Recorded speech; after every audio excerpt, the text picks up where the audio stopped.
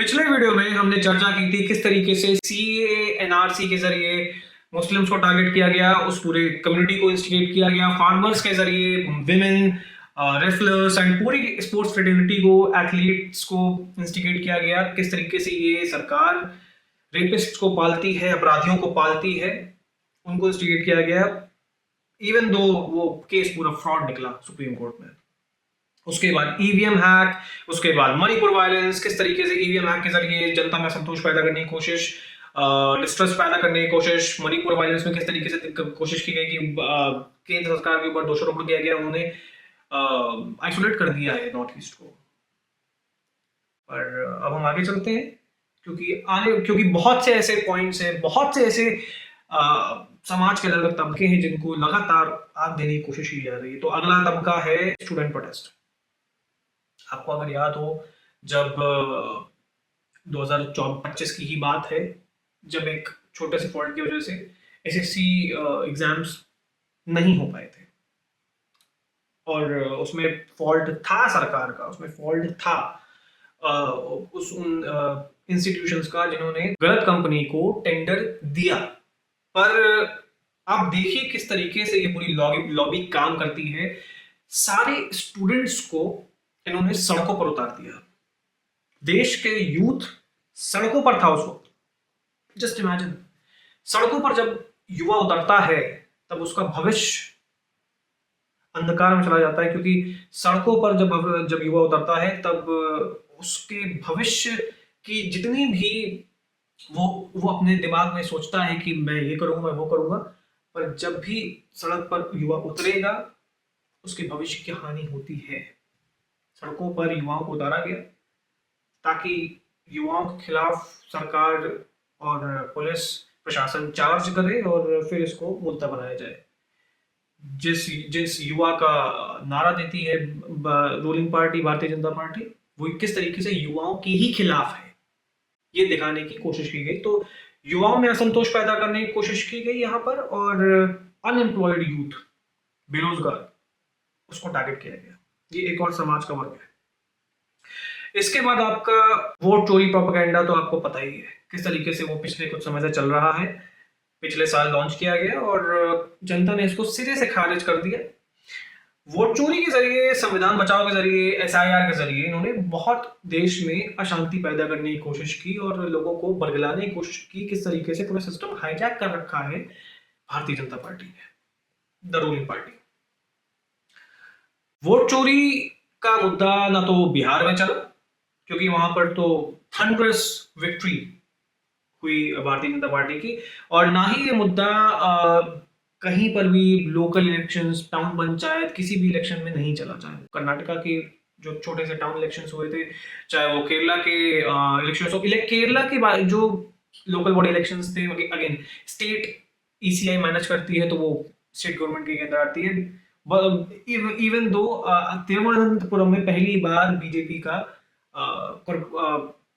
Mayor बना है, साथ ही गोवा में भी हुए लोकल बॉडी इलेक्शंस, वहां पर बैलेट पेपर से हुए और बैलेट पेपर में भी भारतीय जनता पार्टी विजयी रही। अभी महाराष्ट्र में भी हुए, बीएमसी में भी हुए, हर जगह पर बीजेपी ने जीत हासिल की। और वोट चोरी जैसे प्रोपेगेंडा पर जनता ने पीक मार दी, थूक दिया, तो वोट चोरी प्रोपेगेंडा फेल हो गया। संविधान बचाओ ये 2024 से चल रहा है। इलेक्शन, लोकसभा इलेक्शन भी कांग्रेस पार्टी ने उसी पर लड़ा था, अगर आपको याद हो। उस चुनाव में पूर्णतः इन्होंने लाल किताब को हर जगह घुमाते फिरे, संविधान बचाओ, संविधान खतरे में है, और कोई संविधान खतरे में था नहीं ऐसा, क्योंकि इन्होंने तो डजन्स ऑफ अमेंडमेंट्स किए थे अपने समय पर कॉन्स्टिट्यूशन में, और किस तरीके से संविधान की हत्या हुई थी इमरजेंसी के दौरान, ये जग जाहिर है, किसी से छुपा नहीं है।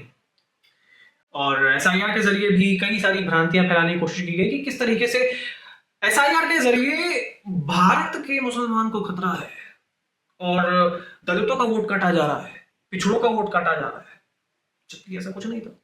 वोट तो सिर्फ उनका कट रहा है जो इस देश के नागरिक नहीं है, वो भले ही वो किसी के वोट बैंक हैं।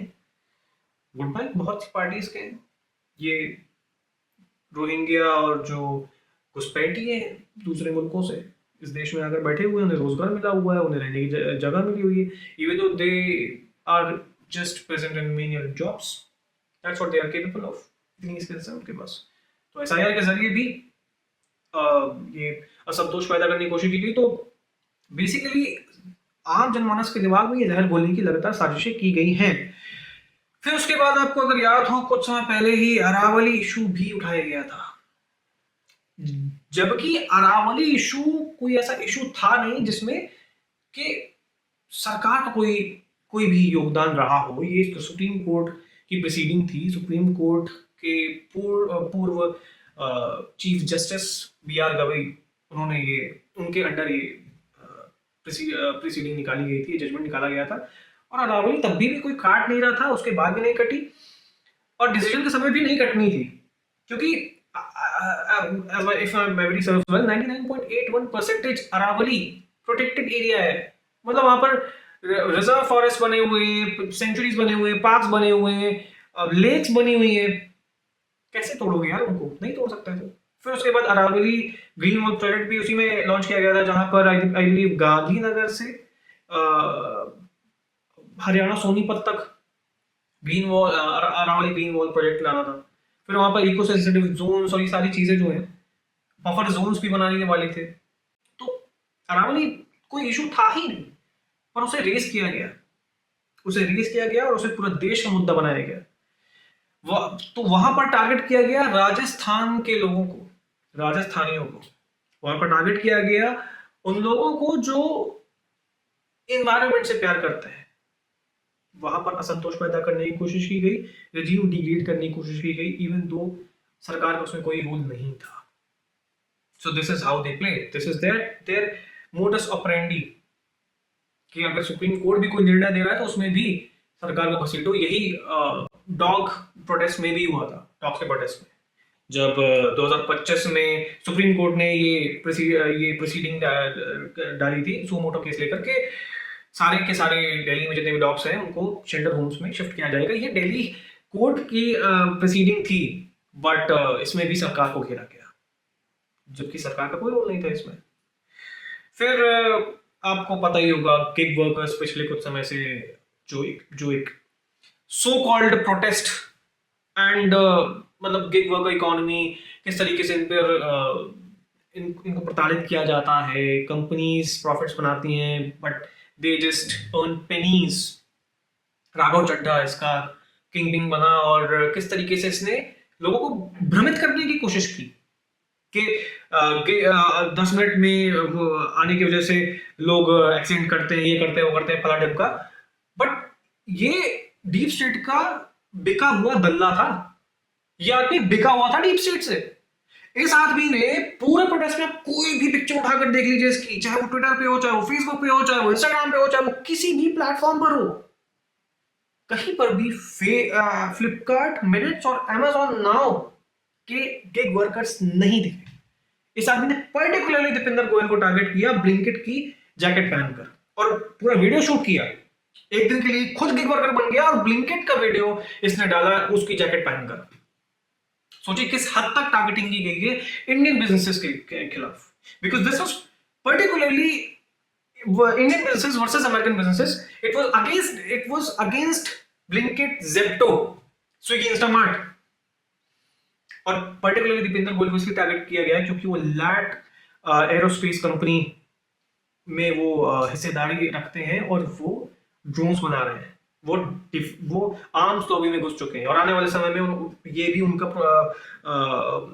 उनके मतलब प्रोस्पेक्ट में है कि वो जेट इंजन्स भी बनाने वाले हैं। तो ये खतरा डीप स्टेट के लिए है। और यहां पर राघव दल्ले को बनाया गया उसका मसीहा। अब सोचिए किस तरीके से ये गेम खेला गया है।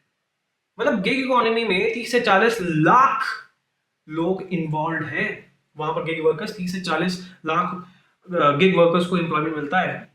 कौन से सेक्टर में मिलेगा, क्या स्किल लगती है इसके लिए? 25-30 हजार के अराउंड, 20-25-30 हजार के अराउंड कमाते हैं गिग वर्कर्स। अगर वो ठीक ठाक ऑर्डर करते हैं, अपनी बराबर की जॉब करते हैं, तो उनको मिलता है। क्या स्किल लगती है इसमें? सिर्फ आपको मैप देखना आना चाहिए और आपको सही जगह पर डिलीवरी करनी आनी चाहिए, दैट्स इट। इसमें किस तरीके से खेला गया है और राघव चड्ढा ने किस तरीके से डीमोनाइज किया है इंडियन कंपनीज को, दीपेंद्र गोयल को और बाकी जितनी भी क्विक कॉमर्स कंपनीज है। जस्ट थिंक ऑफ इट, क्या किया गया इन कंपनीज के साथ। तो यहाँ पर गिग इकोनॉमी और जितने भी गिग वर्कर्स हैं इनको इंस्टिगेट करने की कोशिश की गई, इनको सड़क पर उतारने की कोशिश की गई कि आप प्रोटेस्ट करिए और आप सवाल पूछिए और आप आंदोलन करिए, आप आंदोलनजीवी बनिए। और इसको इससे राघव चड्ढा का कद बढ़ाने की कोशिश की गई।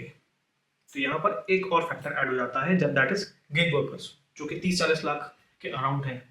और आज भी मैं आपको बता दूं, ब्लिंकिट, ज़ेप्टो, जितने भी ये फास्ट क्विक कॉमर्स के प्लेटफॉर्म्स, आज भी ये 10 मिनट डिलीवरी इनकी मार्केटिंग स्ट्रेटजी में नहीं है, पर आज भी अगर आप डालेंगे तो आपको 9-10 मिनट 12 मिनट में डिलीवरी मिल रही है। अब जो चड्ढा ने इतना बड़ा मुद्दा बनाया उसका क्या फायदा हुआ? नथिंग। इस वीडियो में हम इतने ही मुद्दे कवर करते हैं। आने वाले अगले वीडियो में हम बाकी और मुद्दों पर बात करेंगे, क्योंकि ये एक बहुत ही लंबा टॉपिक है कि कितने मोर्चों पर कितने समाज के तबकों को इंस्टिगेट करने की कोशिश की जा रही है। तो अगले वीडियो में मैं और आपको डिटेल में बताऊंगा कि और कितने फैक्शंस को, समाज के और कितने तबकों को तोड़ने की निरंतर कोशिश की जा रही है और भड़काने की कोशिश की जा रही है, देश में इंस्टेबिलिटी लाने की कोशिश की जा रही है।